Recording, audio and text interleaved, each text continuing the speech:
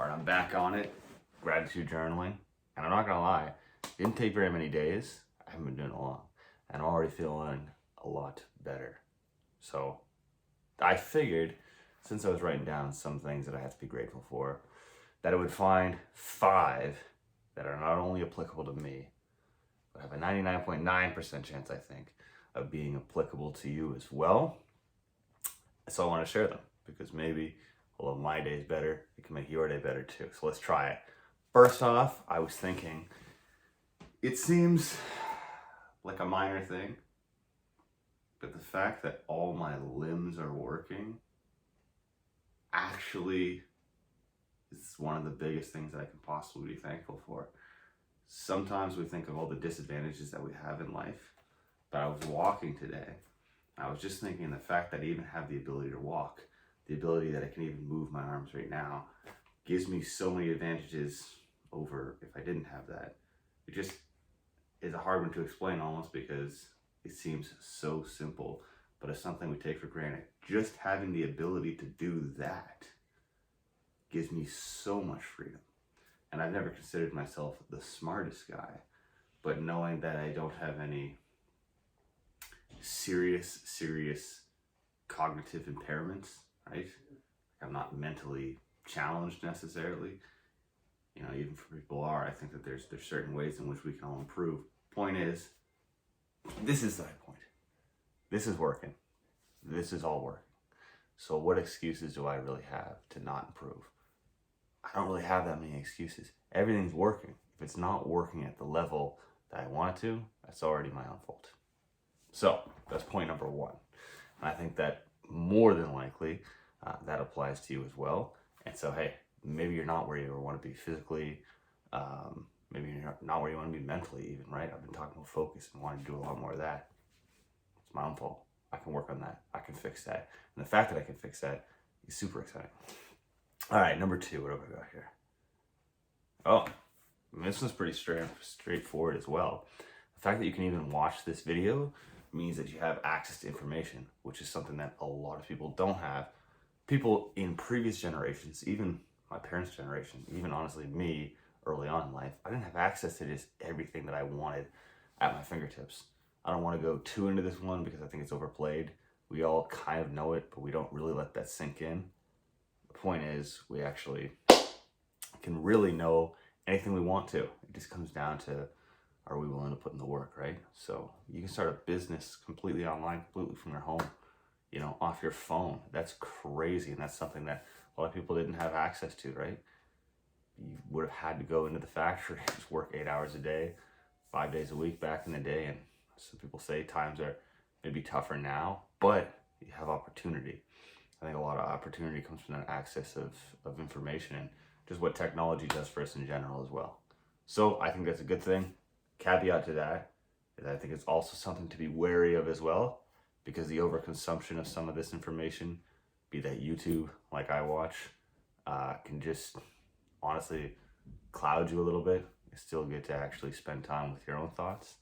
But that being said, I think that it's a huge advantage if you're going to use it right. So that's something that we all have, and that's pretty great.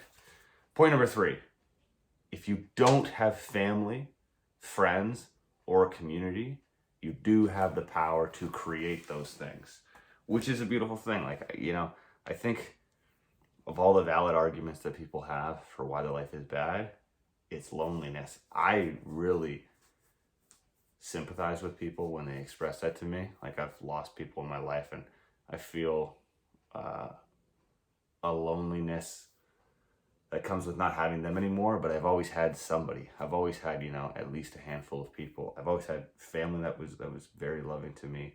I've always had friends, and because of my interests, I've always had a community of one sort or another. But that's kind of the exciting thing, is every time I get interested in something new, there's a new community out there. When I was younger, it was skateboarding. I went out and I met all my friends at the time through skateboarding. I grew older, I started getting into the gym. I had all my friends became people from the gym, right? And, you know, for myself, I go to church as well, and a lot of friends are there. That is its whole own community as well. So if you're feeling lonely, you feel like you don't have people, well, find an interest, something you're passionate about, find a way to go out and actually meet people in those interests, right?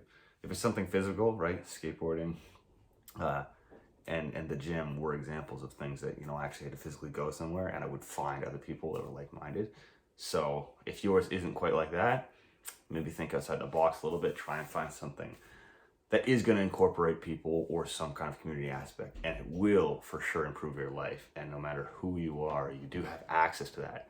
So that's something that I think is really cool. Also, in terms of family, maybe you don't have your own family. I've got friends whose, you know, parents have like abandoned them and stuff, and that is super, super heartbreaking to hear. And you kind of see how brutal that gets, even as even when you get older. I see the pain that causes people, but you can have your own one day, right?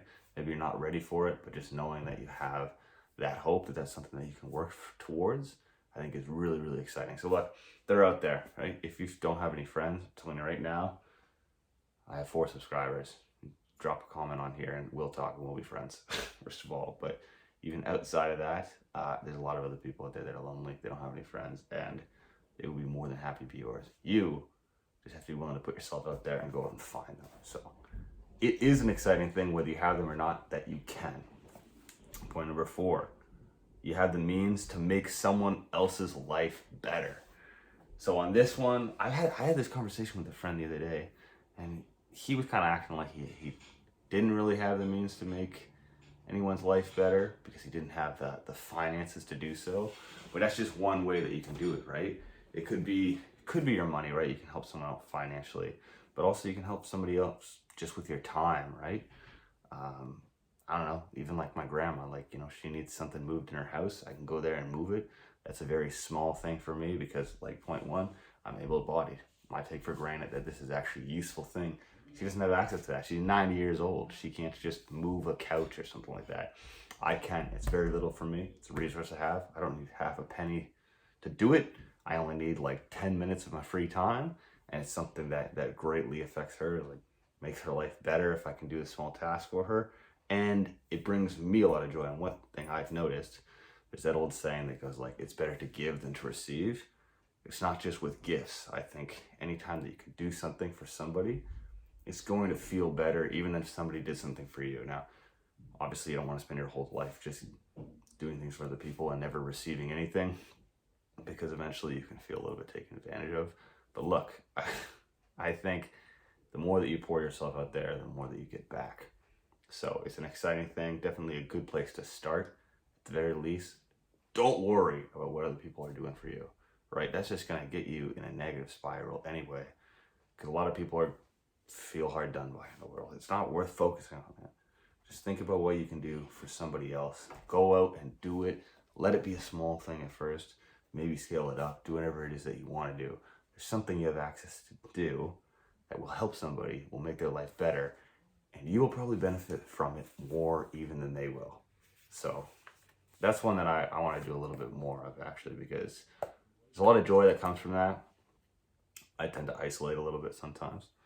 And so yeah, I think I'm overdue for that. And then finally, you have purpose, or at least you can have one. And this, for me, you know what, like, maybe everyone's view on this is going to be a little bit different. I truly don't think, I think if you're here, if you have another day on this planet, that is for a reason, and that you have a purpose. And I think that one of the biggest things people struggle with in general is not feeling like they have a purpose, or not knowing what their purpose is. But it's out there, and really at the end of the day, it can be whatever you want it to be. You know, I go to work 9 to 5, 5 days a week, but I can make my purpose making this YouTube video if I want to.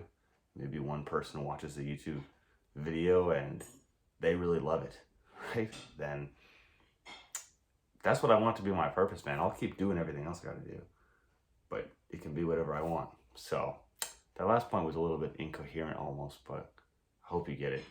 If there's anything you don't get, comment it, I guess, and I'll try and explain myself. But yeah, 5 reasons right there why I think your life is pretty darn good. I think you have a lot to live for and a lot to look forward to.